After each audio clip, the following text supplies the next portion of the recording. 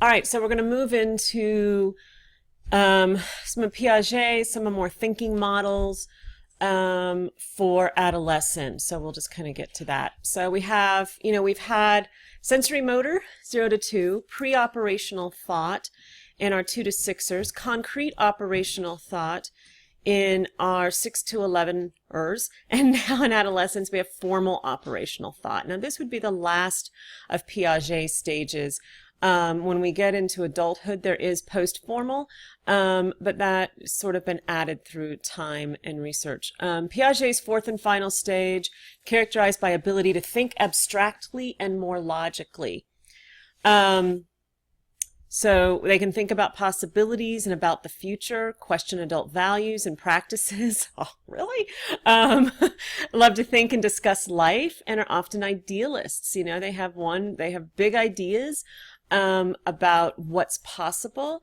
For this one, I have, kind of a story I tell, because this is a time, remember though, that their emotional thinking is still much stronger than their logical thinking, though this ability for logic is coming more and more and more online as the prefrontal cortex continues to grow and pruning is taking place and experiences are happening, and their neuroplasticity is working.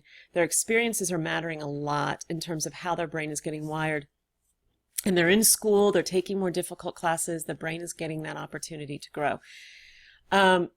And they have this, hypothetical thought and this ideal about how life should be. And each generation kind of expands and grows this based on, the current issues of the day. And what's happening around them. I mean, they're taking in what they've taken in their whole lives from their parents and the adults around them, but now they're hearing what their peers think. They're seeing the world. They're kind of trying to buck the system, or as it were, and coming up with their own ideas, and that's all beautiful and lovely. They don't always walk the talk, and it sounds like a criticism, and I can sort of laugh about it, but it's not, because I think we all can go through this or do this anyway to some extent, but certainly in adolescence. They can be very idealistic, but not necessarily always have the capacity to stand in it from a realistic standpoint. And sometimes they just don't see, they're not able yet to take the perspective of seeing where their ideals and their behavior aren't matching. It's interesting to me. It was like when I was in graduate school, we had an assignment where we had to take one of these periods of life. It was in this same class, basically, but graduate school. And we had to go observe and interview and talk to somebody within these stages. Well, my group I lived in Orlando at the time, and went down to downtown Orlando to an alleyway that was known to be a place where sort of disenfranchised adolescents hung out. And so we started talking to them, and it was really interesting. And there's one girl, she was just so enthralled to talk to us, and she was just telling us all of her ideas and belief systems. And she was very pregnant at the time, and was just going on and on about her, this is fine. I'm not judging the opinions at all. It's just got to hear the whole story. So she's going on and on about how she doesn't believe in abortion and she could never do that. And very just has a lot of opinions and ideas, but the whole time she's talking to us, she's just smoking on a cigarette and puffing away. And so that's why, there's there was sort of a bit of a disconnect, or a little bit of a hypocrisy. But I think it's an adolescent hypocrisy that's just that comes from a lack of perspective or real connection taking them in these things. But the ideas are growing, One thing that's big in this time period in this formal operational thinking is hypothetical thought, the capacity to consider possibilities, to ask what if questions, what if propositions that may or may not reflect reality. But So this can sidetrack logic, but at the same time, this is where innovation, this is where imagination comes in. It's a bit of another magical thinking, but with logic to back it up, with knowledge and know-how to some extent. And this is where innovation is born. This capacity to say, what if we could fly to the moon? What if we could build something that would take trash out of the ocean? What if we could design an alternate form of energy? These are the questions we need to ask. And we need a mind and a brain that will ask them without the constraints of logic first in order to find answers. And so hypothetical thinking, which is, also sort of the basis and ground of abstract thinking, is just so necessary and an absolutely, what I think, fabulous thing that comes online. And if, you really look at the things that some adolescents are doing today, this is where it starts. And I think for some it starts younger than even adolescence, even into middle childhood. This is where Piaget's stages were a little too uniform and where real growth and development is a little more fluid. But, they do tend to criticize what is, and which is good because they're seeking new things, but sometimes only for the sake of arguing. So, of course, there can be pros and cons to this. But I think it's an incredible development and growth that's necessary for our world. Abstract thinking, I think that hypothetical thinking is sort of a basis or a ground for this. But then we talked about in 6 to 11 inductive reasoning, which during concrete operational, just at the bottom here, is where you accumulate facts to draw a conclusion about something. And so you have all of these facts like, okay, this bird is black and white, it lives in Antarctica, it swims, it can't fly. Oh, it's a penguin. This can be on large things.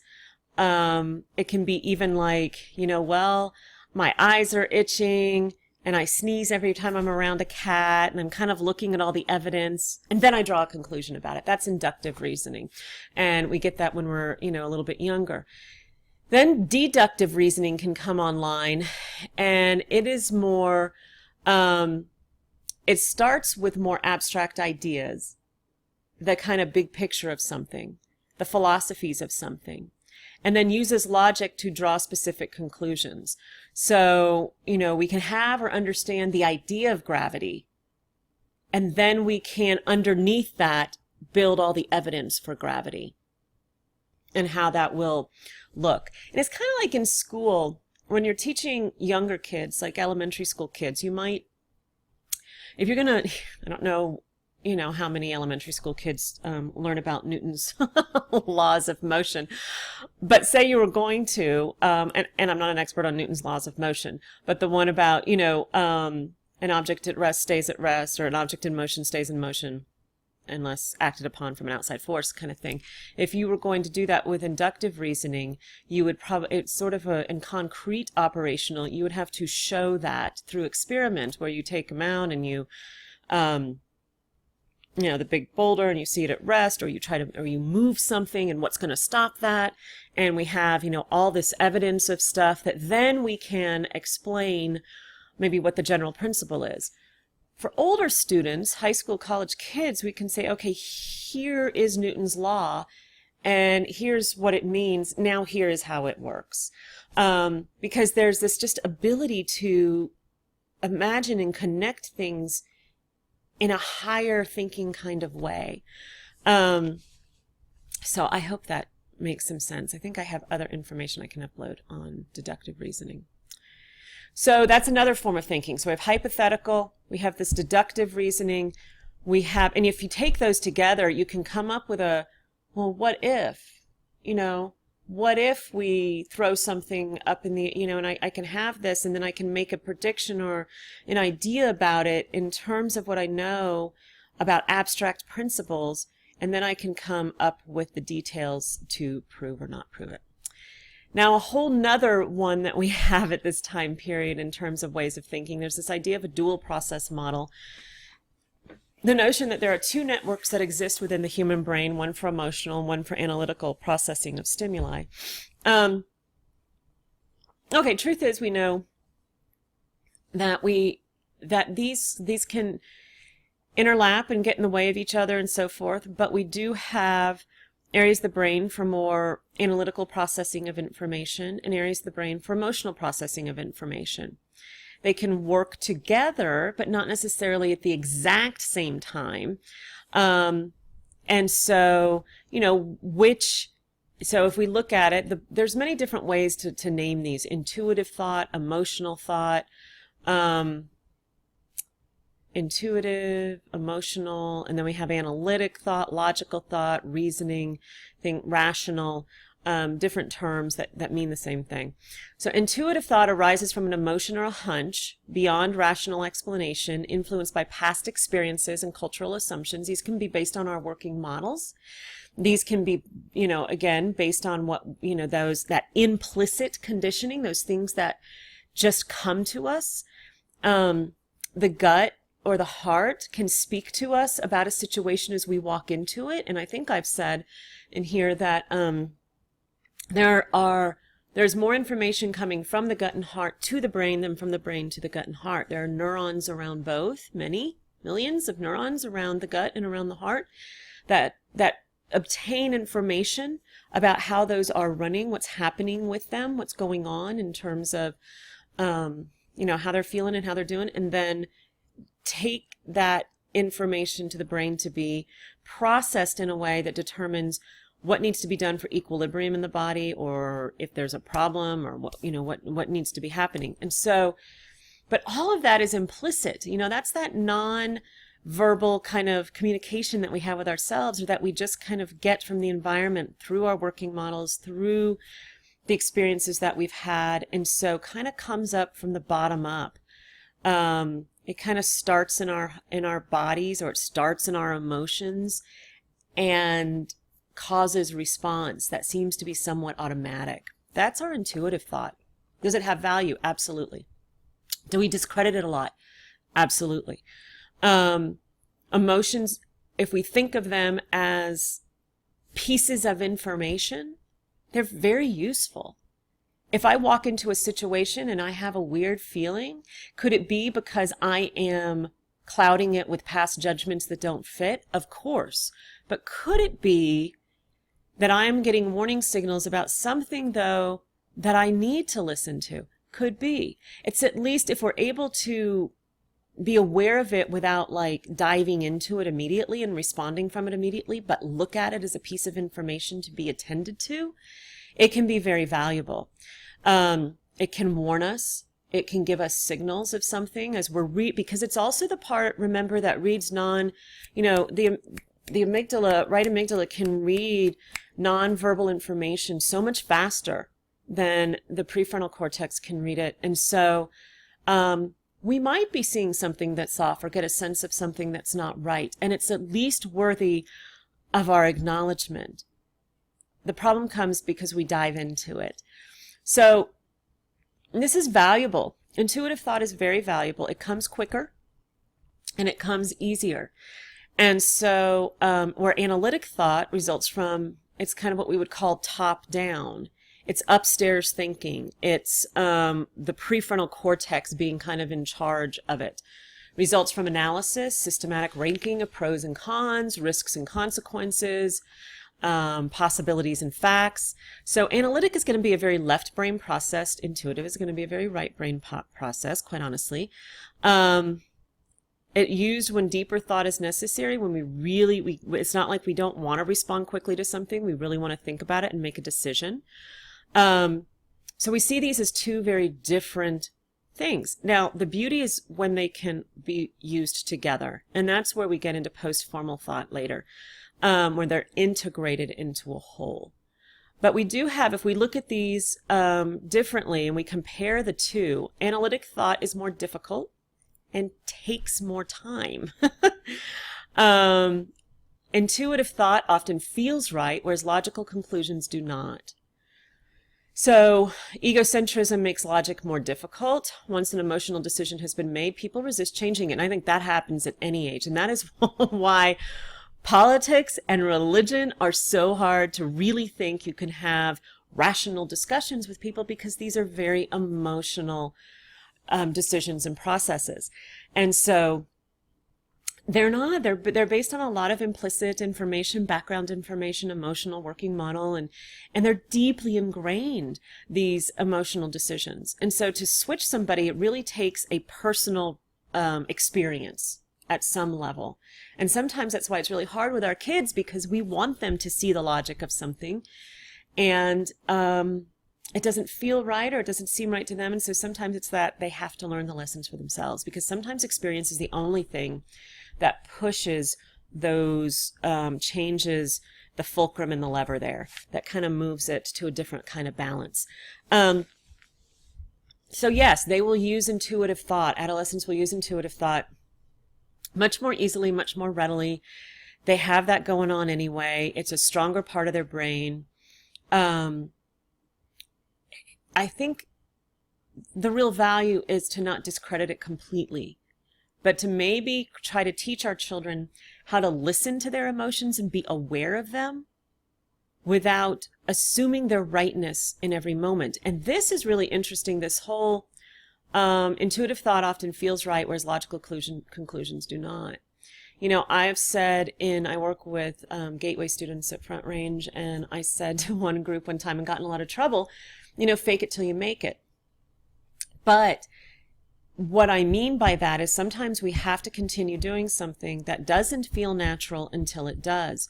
So when we're asking people to learn a new skill or tool, and that can be logical thinking, it doesn't necessarily feel natural. It doesn't feel right.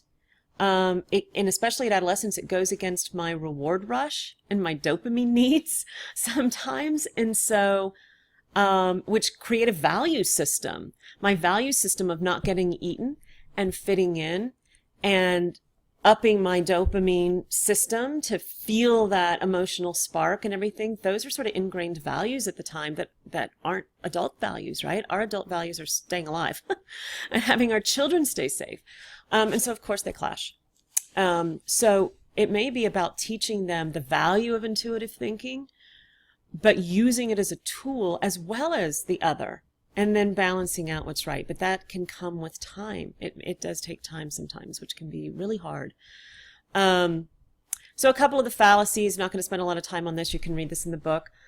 Sunk costs, mistaken belief. When a person has spent money, time, or effort, they have to continue going. So sort of staying in a class even if we're failing just because we've already signed up for it. I'm in a relationship. I'm going out with this guy. Everybody knows it. I've kind of invested my reputation in it. Like I'm talking about adolescents, you know, I've invested my reputation. I kind of have to stick with it. I can't just give it up because of logical ideas, maybe. Base rate neglect. A decision is made on a personal basis rather than statistical information. And this is what I mean by that intuitive and analytical thinking. Sometimes it requires a personal experience of something or attachment to something for a different choice to be made, to accommodate that information rather than assimilate it into what I already believe.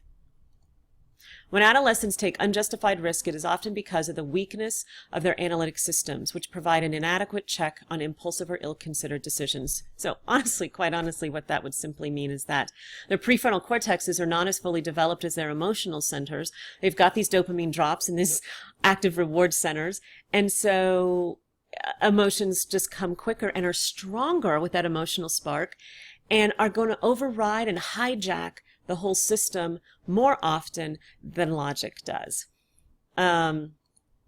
Adolescents and adults have different values. This is what I said. Adults value healthy, long lives for themselves and their children. Adolescents, social acceptance and friendship, fitting in and not getting eaten. Knowledge base, brain maturation and age, increase efficiency of thought and the ability to use both logical and emotional, which will come with time. So I think I just interrupted myself. I'm going to stop this one here and finish up on another one.